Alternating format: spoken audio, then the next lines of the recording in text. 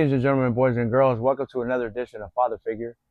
Um, this is just a podcast, just me, no guests for today. Got more guests coming up, like I said, but I kind of felt like I had to shoot this in between as well and drop it for you guys to kind of give you a continuous background about me. Did a little self intro, and it was just kind of a short gist of um, my upbringing, my relationship with my dad, and then just a little summary of my kids. This one kind of starts off with, a little bit of a background as far as relationship with my oldest child, Skyler, Aliitasi, Susan Mao.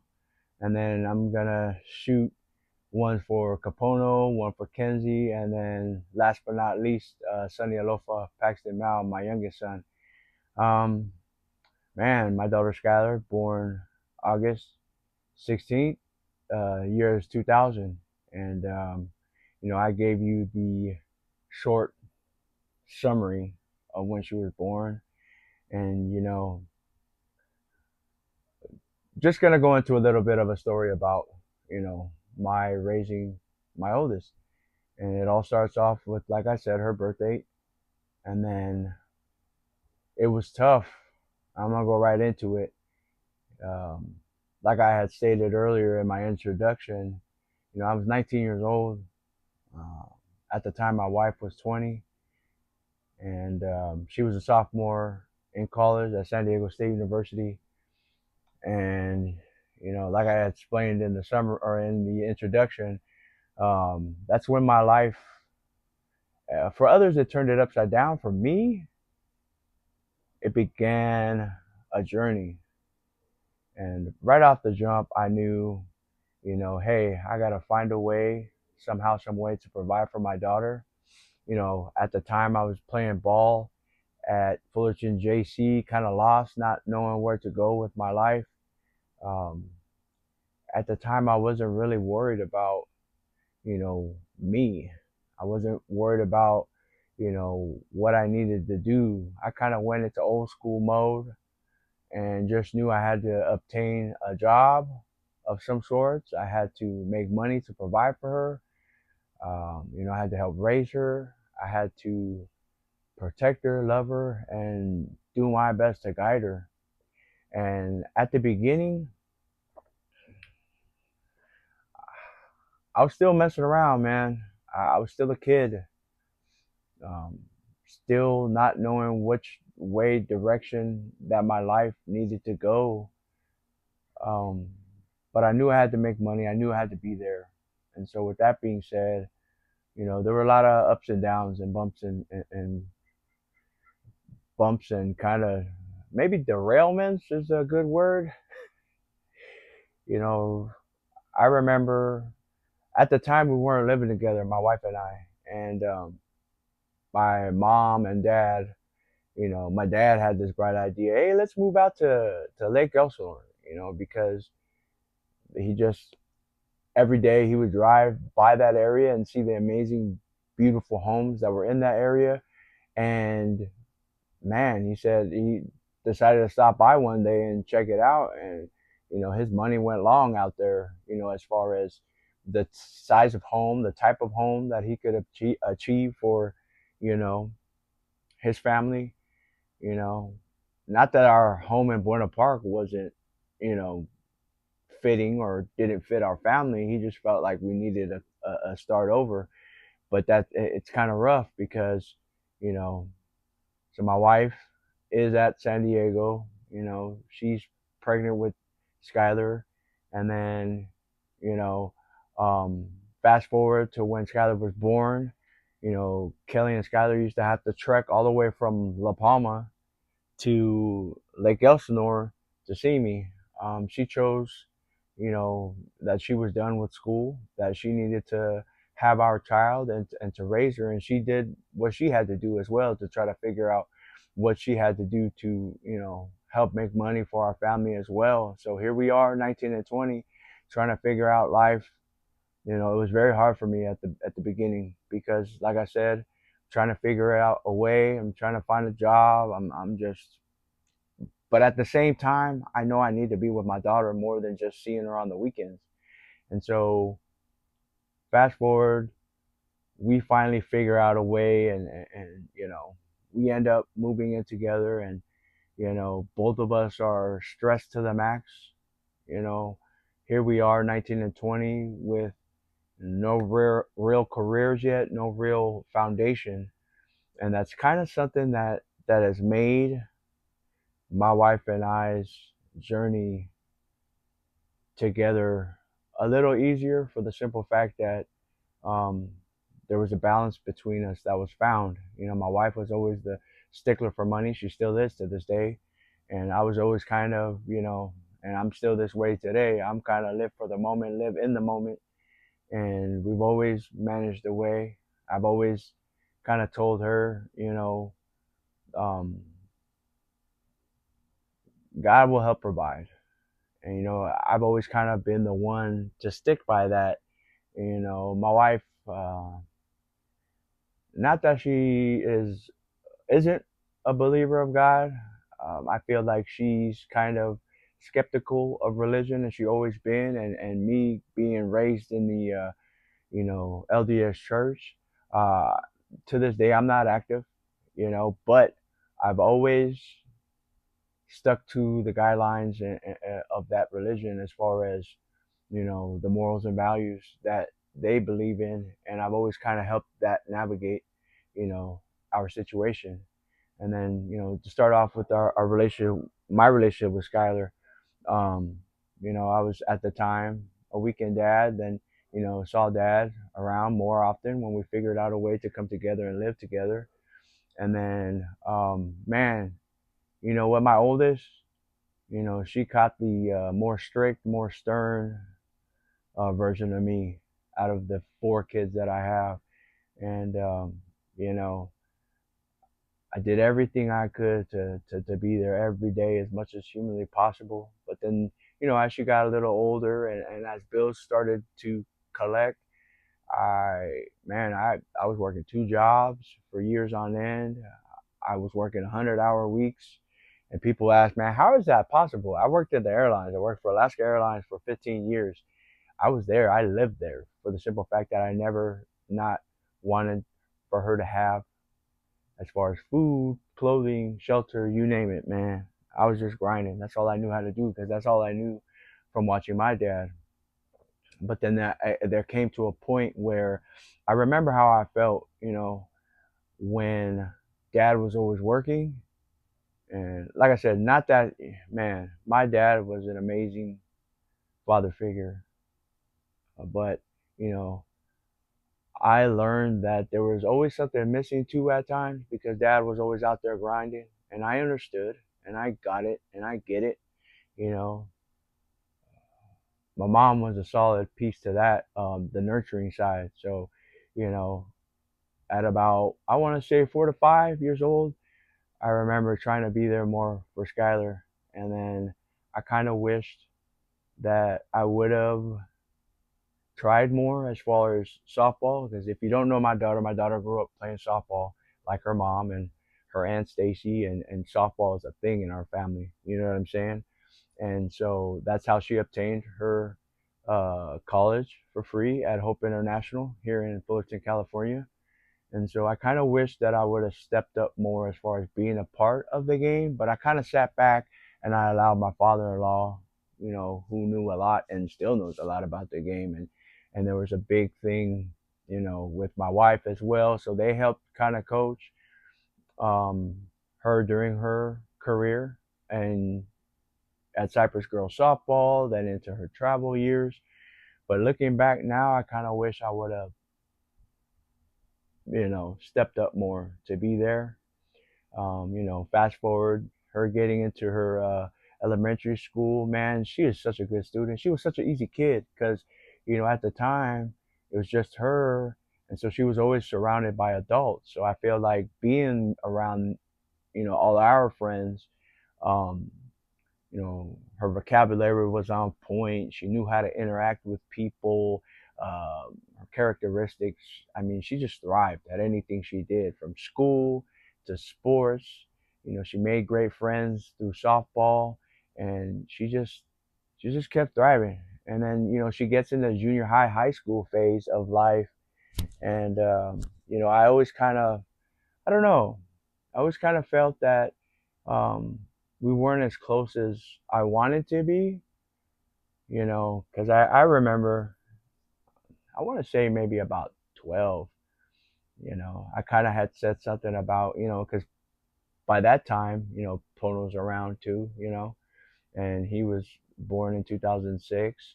And so at about 12, I made a comment to her one day. I think I said something along the lines of, man, you know, I love you, sweetheart, and I'm going to do my best for us to be a little closer. Right. And I made that comment, and, and I'm going to try not to get teary eyed by saying this, but she looked at me and her eyes started watering, and she was like, what do you mean? And I could see her, lower lip curl up like she does when she's about to cry. And I said it again. I was like, I'm gonna do my best to try to be closer to you. And with that being said, boom, fat tear come down her cheek, and she's like, well, Dad, I think we are close, you know. And my heart sank into my stomach, and then boom, here I am, tearing up and letting streams of tears run down my face. And I reached over and gave her the biggest hug, and I apologized. And I said, man,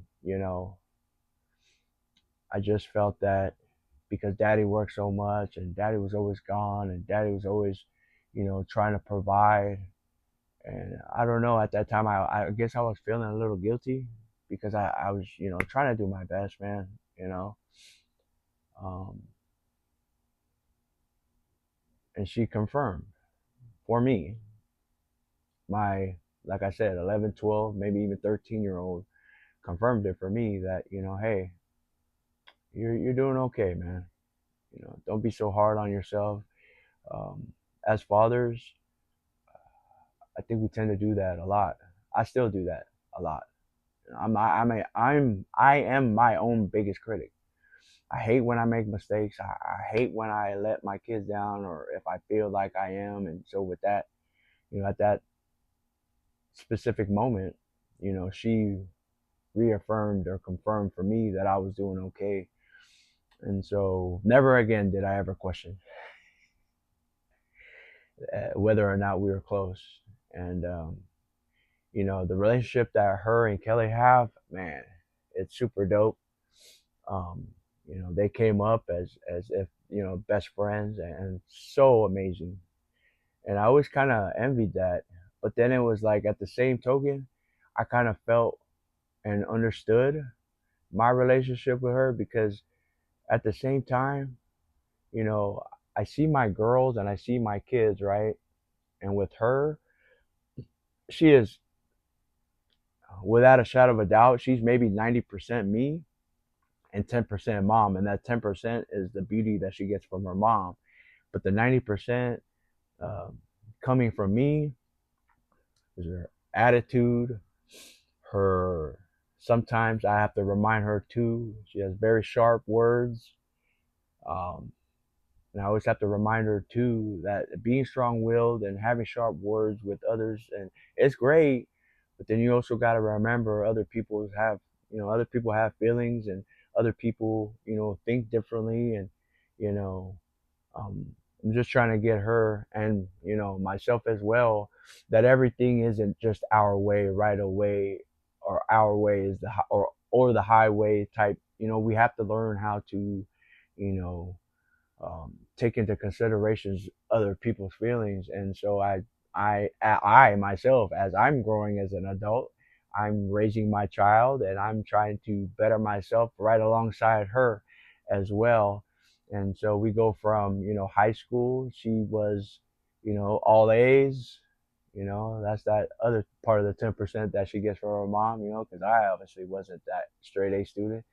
And then we go into her senior year, and I vividly remember, you know, she was kind of going through something as far as like kind of being down in the dumps about recruiting. Recruiting is tough, man. If you're a parent and you're going through, I don't care what sport your child plays, because we've already gone through it twice. We got through it with her for softball.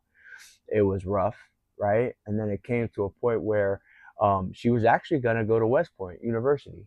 And, she was all hyped, all amped. I was like, man, on cloud nine. And same with mom. And a lot of people go, oh, I don't know if Skyler can hang with the West Point and this, that, and the other. And I was like, man, I think wholeheartedly, if she would have went there, she would have killed it. But that kind of fell through. And then having to pick her up, man. Oh man, I remember even one time at one point she got cut from a travel team, and she wanted to be done with it. She wanted to be done with the entire game. She was looking at me like, I'm done. If I can't be on this team, no mas. And gave her space, and my wife and I gave her time to kind of reflect. And then my wife, she's freaking out, and low key I'm freaking out. And then I kind of had to pull her aside, and I was like, sweetheart, at that specific moment, I'm trying to watch my words, you know what I'm saying? And pick and choose what I'm going to say to her. But something in my gut told me to keep it raw, keep it funky, and keep it 100. I pulled her aside and said, listen, this choice doesn't just affect you. And I've always been about you doing whatever in the hell it is that you want to do from a young child to this point. But here's the deal. You worked your ass off since 5 years old until now. And for you to, if I were to allow, or we were, as mom and dad were allowed to you to just flat out give up, I mean, how would we would look? And I don't even care about that, like our image or whatever people thought of us if we allowed our child to quit. I'm not thinking about them. I'm not thinking about that at all. Comments or people talking or blah, blah, blah. Oh my God, they let their daughter quit. I'm not, that wasn't what I was talking about as far as, how are we going to look? I'm saying as far as we don't teach quitting in our family. We kids are going to make mistakes. Kids are going to have their ups and downs just like everyone else in life. But I looked at her and I said, man, things happen for a reason. You got cut for a reason. Fast forward to the West Point situation, I told her things happen for a reason. And God's never gonna allow you to not have an opportunity, or He's gonna give an opportunity or take away an opportunity for something else to happen. And then fast forward past that situation of her wanting to quit softball, and then being down in the dumps about West Point, there's a knock on the door. And when I say God provides, and even if you're not a religious person, um, you know, it is what it is, and that's okay. But I'm always hold myself to that, because a knock came on the door, and lo and behold, God created another opportunity. And it was a coach, a short Guamanian guy, really funny guy, Coach Blas, came up to the door, asked, "Hey, does Skyler Mal live here?" You know, and my wife's like, "Yeah, how may I help you?" And he said, "Well, my name is Coach Blas, and I'm the head coach at Hope International University," and the rest was history. It's something that I've been trying to push and push and push to my kids to keep holding on. Dark days come for everybody, not just you. But if your faith in your heart that something's gonna come after the light's gonna come after the darkness, then you're gonna be a-okay in life, you know. And so with that being said, yeah, she signed with Hope International University. graduated from Kennedy. Man, I still remember there's a picture we have on I have on Instagram or Facebook or whatever of her senior game at Kennedy, walking, holding her hand with my family. You know, she went through the storm. We made so many friends from the softball community who we're still, you know, if I were to see him today, it's as if we never stopped talking. You know, those are the kind of relationships that we built throughout all those years. And so for people, if you're in the situation of going through sports with your young children, if you're younger parents or this, that, and the other, go with the open heart to meet people that I guarantee you're going to be still talking to this day. And so she gets to Hope, man, balls out, has a great, handful of seasons. You know, I think she holds a record still. I think it was like doubles or whatever. You know, she was at her senior year, leader in the conference for home runs, and she just kills it, man. And so to watch my baby from being born, going through softball, I even fast forward. We're gonna backpedal a little bit. People always ask me, how is it raising girls, right? And I said, you know what? I started off uh, trying to be old school Samoan, and then little by little, I kind of backpedaled because I saw that being upfront and being open about everything. And and moms and dads, when I say this though, when I mean being open, I mean being open about everything and having those uncomfortable conversations. And you know what I mean. And we're gonna be straight up and down with it. I'm talking about having those open dialogue, a dialogue conversations about the birds and the bees, et cetera, boys. And I'm just telling you from my personal, uh, my personal opinion, my personal experience, the more freedom I gave her at a time with each right time and with each moment as she grew in those high school years, especially. Because, funny story, we're going to go back to junior high. I remember, I'm scrolling. I forget what app it was. Social media platforms and all that stuff was starting to open up. The only one I can really remember was not MySpace. Oh yeah, MySpace.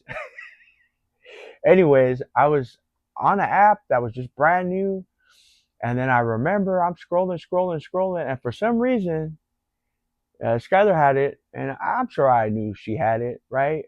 The app, and there was a picture of her kissing our boy. You have no clue how hot I was, bro. I was steaming mad. Ah, man. You know the cartoon where the cartoon characters have smoke blowing out of their ears and their face turns bright and fire engine red? That was me. And I know I think I was working. I had a long work day. I think it was a bad day at that. And I remember calling up my wife, and I was like, homegirl, what is this? And I told her about, the picture of her kissing a dude. And I know for a fact she was scared as hell. She's like, oh, well, she's trying to cover up for my baby girl. And so I get to the house, and I remember, you know, just having a discussion with her, trying not to lose my shit, man, because I wanted to. Anyways, I remember my wife telling everyone this story as well. And she says, man, I get a hold of Skyler, and you better take that picture down. Your dad found the picture of you kissing so and so. I don't know where we're gonna go, where we're gonna hide. Or I don't know what we're gonna do, but I know we can't be here when he gets home. After we went through that little episode, we're good. We're fine. We had an open understanding. I felt bad for her because I was super strict. She couldn't wear shorts past her knees, can't show your belly type stuff. Like, I was on her head, man. And Skylar, after you watch this, and I've apologized to you many times after, babe. I love you. and I appreciate you putting up with me and me trying to grow and me trying to learn as a dad.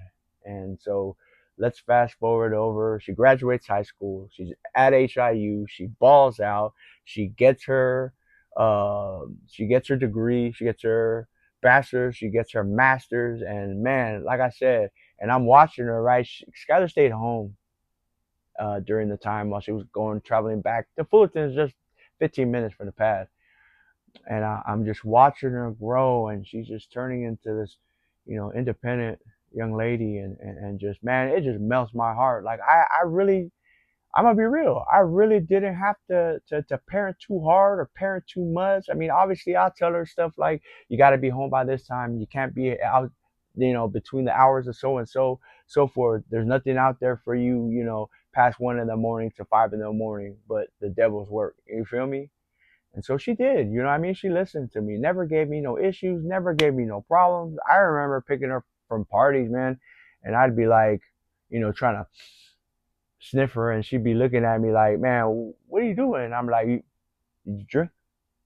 Did you smoke some weed? Like this, that, and the other." And I remember vividly the very first party I took her to, and she was like, "Dad, I'm gonna let you know now. You did a great job explaining to me all the negative stuff that comes with alcohol abuse and drug abuse and this, that, and the other. If I'm gonna do something, I'm gonna let you know. You know what I mean? I'm gonna be open with you." And going from that to boys, we had that uncomfortable conversation, and that's something that I'm pushing to you fathers. You got to be the one. If you're in your daughter's lives, you got to be the one to spill the beans about boys and how we think and our mentality and this, that, and the other, and be flat out open, man. I was telling a buddy today, you got to be that guy in your daughter's ear. And let's be frank and let's be real about it. You're the one that's going to be the judge and the jury of whether your daughter ends up on a pole. And if you know, you know. I don't have to go into that. You know what I'm saying? But yeah, graduates, and when she graduated from Hope, you saw pictures. Yeah, she started her family. She had my grandson, and then boom, in a blink of an eye, she's telling me, "Oh, we found a place. We're looking for a place, but then we found a place, and we're so blessed and happy that they live right around the corner from us, and they're doing their own thing." And it's so cool to be on this end of our relationship, to where she did what she had to do growing up. She's currently long term subbing with at the school that she went to, I went to, my wife went to, and she's doing her thing, raising my grandson. And at the same token, you know, I'm watching her relationship with her husband and my grandson, and they're, man, it's such a beautiful thing to be on this side of the fence now, right? And then so I'm I'm not telling her how to parent. I'll never do that, right? But I do put it out there. I know. So my grandson Bo and my son are very close in age, and my son, man, you're a little bit of a handful, troublemaker, super alpha. And Bo and my daughter was kind of like, oh, I think he's gonna be cool. I think he's gonna be calm. But the more and more time they spend together, man, even my grandson a handful now, man. He's walking, he's running around the house, and Sonny's trying to punk him, and I'm trying to tell him, like, Skyler's trying to like be the divider, and I'm like, no, man, you gotta let them figure it out. Boys, that's the way boys get down. It is what it is. And so I'm telling Sonny not to push Bo, but then I'm telling Bo, hey, push him back.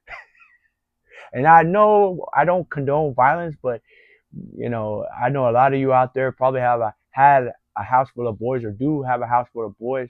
That's what we do. That's the way we get down, and we're no way, shape, or form condoning bullying, but we do condone standing up for yourself, and that's what I want from I taught that to my not only my son and my grandson, but my daughters as well. Stand up for yourself, and it doesn't always mean by physical altercation. It means stand up for what you believe, stand by your words, and don't ever allow or let anybody push you around, whether it's physically, emotionally, whatever, you know. So yeah, 2025, it's a good relationship with my daughter, and I always feel like, and even to this day, my wife's always like, man, your daughters,